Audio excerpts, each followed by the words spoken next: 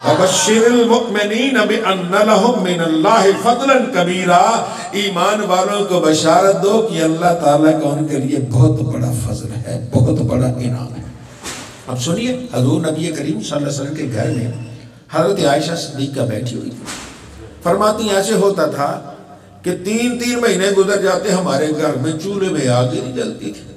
محرم آیا گزر گیا، سفر آیا گزر گیا، ربیع الاول آیا گزر گیا۔ اب کیا تھا؟ غربت تھی، ظاہری طور پر فقر و فاقہ تھا، کوئی کھانا ہی نہیں پکتا تھا۔ اللہ بھلا کرے انصار کا کبھی کھجوریں بھیج دیتے، ہم ٹکڑا ٹکڑا کر کے کھا لیتے، کبھی تھوڑا سا دودھ بھیج دیتے، گھونٹ گھونٹ کر کے دودھ پی لیتے، اس کے علاوہ کوئی چیز نہیں ہوتی تھی۔ 3 مہینے کے بعد کہیں جا کے کوئی کھانا کبھی پکانا وہ آ جاتا تو پکا لیتے، ورنہ ایسے گزرتا تھا۔ ایک دن ایک عورت آ گئی، ساتھ اس کے 2 چھوٹی چھوٹی بچیاں ہیں، اور آگے کہیں گے حضرت عائشہ کہ اماں جی میں بھوکھی، میری بچیاں بھوکھیاں، کوئی ہے کھانا سے؟ اب اس گھر میں کیا ہو کھانے کے لیے جس گھر میں 3 مہینے تک چولہے میں آگ نہیں جاتی؟ اچانک ان کو یاد آیا ابھی 3 کھجوریں کوئی دے گیا تھا، کوئی عورت دے گئی تھی، تو آپ نے وہ دیکھا 3 کھجوریں تھی، 3 ہیں، فرمایا یہ لو کھجوریں، اور تو کچھ نہیں اس وقت۔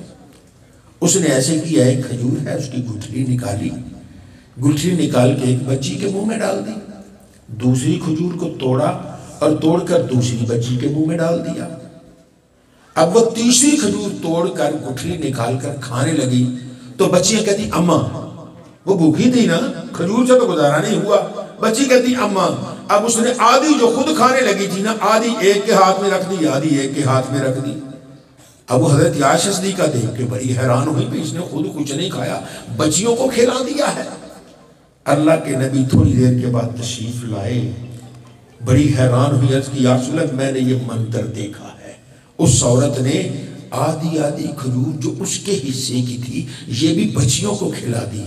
فرمایا عائشہ اس عمل کی وجہ سے اللہ نے اس پر جنت کو واجب کر دیا ہے، تو اپنے بچوں کو پیار سے کھلاؤ، اللہ اس عمل سے بھی تمہیں جنتی بنا دیتا ہے۔ وَبَشِّرِ الْمُؤْمِنِينَ بِأَنَّ لَهُم مِّنَ اللَّهِ فَضْلًا كَبِيرًا، ایمان